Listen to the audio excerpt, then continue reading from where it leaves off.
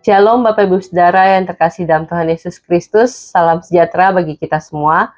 Hari ini kita kembali bertemu di dalam renungan harian yang disediakan oleh Gereja Kristus Ketapang. Mari sebelum kita memulai, kita berdoa terlebih dahulu. Bapa dalam surga, kami mengucap syukur untuk hari baru yang Tuhan berikan kepada kami. Kami sadar kami membutuhkan tuntunan Tuhan, berikanlah kami hikmat. Dan kiranya perenungan hari ini boleh menuntun jalan kami menemukan kebenaran Tuhan. Di dalam nama Yesus Kristus kami berdoa. Amin. Bapak Ibu Saudara yang terkasih, hari ini perenungan firman Tuhan saya beri tema lambang kehadiran Tuhan. Dan firman Tuhan terambil dari 2 Samuel pasal 6 ayat 12 sampai 19. Karena cukup panjang, saya hanya akan membacakan dari ayat 12 sampai 15 saja. Silakan Bapak Ibu Saudara boleh menyimak dari Alkitabnya masing-masing. 2 Samuel pasal 6 ayat 12 sampai 15. Demikian firman Tuhan.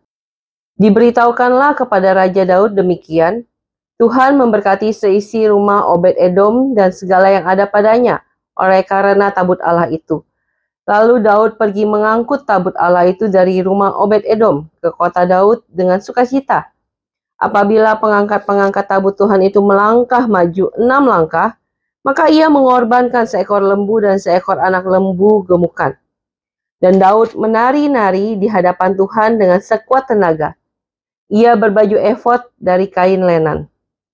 Daud dan seluruh orang Israel mengangkut tabut Tuhan itu dengan diiringi sorak dan bunyi sangkakala. Sampai di sini pembacaan firman Tuhan. Bapak Ibu Saudara, di dalam perjanjian lama, Tuhan sering menyatakan kehadirannya dengan menggunakan simbol-simbol yang bisa dilihat orang.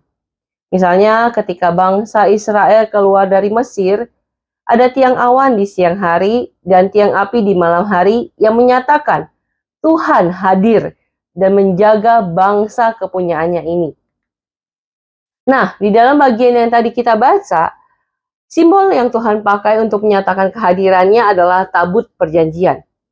Selama ini tabut perjanjian disimpan di Silo. Namun tercatat di 1 Samuel pasal 4, pada waktu bangsa Israel berperang dengan Filistin, tabut itu direbut oleh bangsa Filistin. Dan ini menjadi kisah yang panjang. Sampai akhirnya Daud berhasil memukul kalah bangsa Filistin dan berusaha membawa kembali tabut perjanjian. Percobaan pertama untuk membawa kembali tabut Allah, Daud mengerahkan 30.000 orang. Namun dalam perjalanan, lembu-lembu yang membawa kereta tabut perjanjian tergelincir dan tabut itu hampir jatuh. Sehingga Uza, salah satu yang ikut dalam iringan itu, berusaha menatang tabut yang hampir jatuh. Tetapi seketika itu juga dia mati karena sudah memegang tabut Allah. Daud menjadi takut dan marah dengan kejadian ini. Akhirnya meninggalkan tabut Allah di rumah seorang Gad yang bernama Obed-Edom. Dan Allah memberkati Obed-Edom serta seisi rumahnya.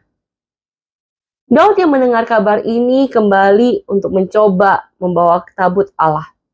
Untuk kedua kalinya. Kali ini Daud belajar dari kesalahannya. Dengan hati-hati dia membawa tabut Allah.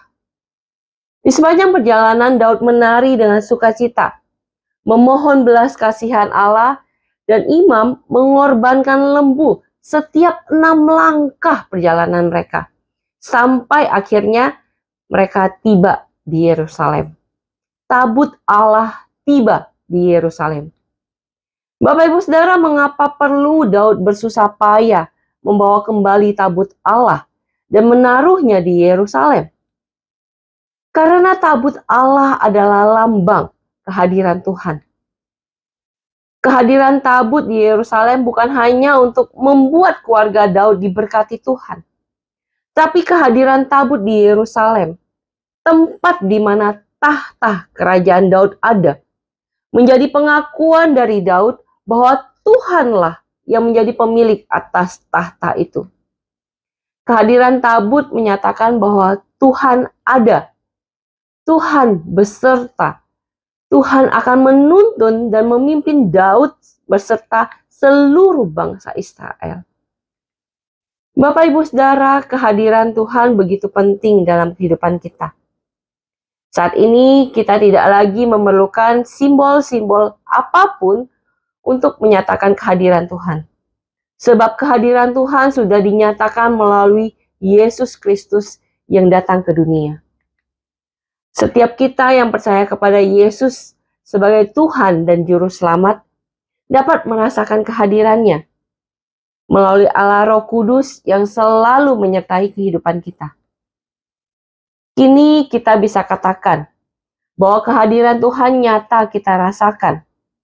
Kekuatan dan perlindungan Tuhan nyata kita terima. Berkat dari Tuhan nyata kita miliki. Dan kiranya firman Tuhan ini boleh menolong kita juga untuk membagikan kehadiran Tuhan yang nyata dalam hidup kita kepada orang-orang lain di sekitar kita. Kiranya Tuhan boleh menolong kita. Mari kita berdoa. Tuhan, kami mengucap syukur untuk kehadiran Tuhan yang nyata dalam hidup kami. Melalui Yesus Kristus yang telah lahir ke dunia, yang telah mati bagi kami, sehingga kami boleh dipulihkan dengan Engkau Allah kami. Melalui Allah Roh Kudus yang setiap hari ada bersama kami, di waktu kami susah maupun di waktu kami baik ya Tuhan. Kami merasakan kehadiran Tuhan begitu nyata. Dan biarlah kehadiran Tuhan yang ada dalam hidup kami juga boleh kami nyatakan kepada orang lain di sekitar kami. Inilah doa kami Tuhan, di dalam nama Yesus Kristus. Amin.